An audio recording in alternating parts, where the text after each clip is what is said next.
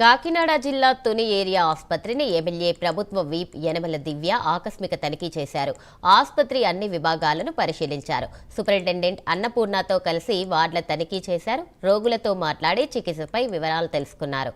ఆసుపత్రి సేవలను మెరుగుపరచాలని అధికారులకు ఆదేశాలు జారీ చేశారు.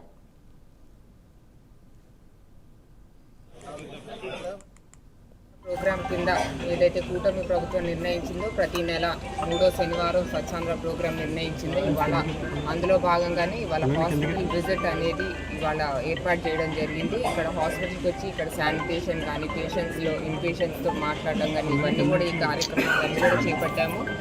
పేషెంట్స్ని కనుక్కున్నాము, వాళ్ళందరికీ సదుపాయాలు ఎలా ఉన్నాయని చెప్పేసి వాళ్ళందరూ కూడా సాటిస్ఫాక్టరీ వ్యక్తం చేశారు.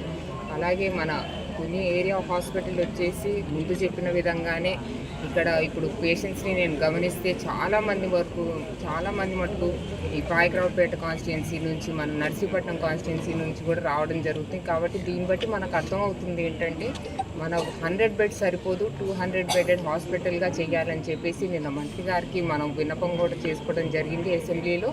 దానికి సానుకూలంగా మంత్రి గారు కూడా త్వరలో ఎలా అయినా చేస్తామో మీది 200 బెడెడ్ హాస్పిటల్ చేస్తాము అని చెప్పేసి వాళ్ళ మాట కూడా ఇవ్వడం జరిగింది. నాకు చాలా సంతోషకరంగా ఉంది. అలాగే నిన్న ఏదైతే ఉమెన్స్ డే సందర్భంగా థైరాయిడ్ టెస్ట్ మాకు ప్లాన్ చేయవలసిందిగా మా తుని ఏరియా హాస్పిటల్ చాలా టెస్టులు ఉన్నాయి, కానీ జస్ట్ ఒక్క థైరాయిడ్ టెస్ట్ మటుకే వాళ్ళు బయటికి వెళ్ళాల్సి వస్తుంది. అది కూడా ఆ అవకాశం కూడా ఇక్కడ ఏరియా హాస్పిటల్లో కల్పిస్తే బాగుంటుందని మనం నిన్నే కాదు గతంలో కూడా మన ఫస్ట్ సెషన్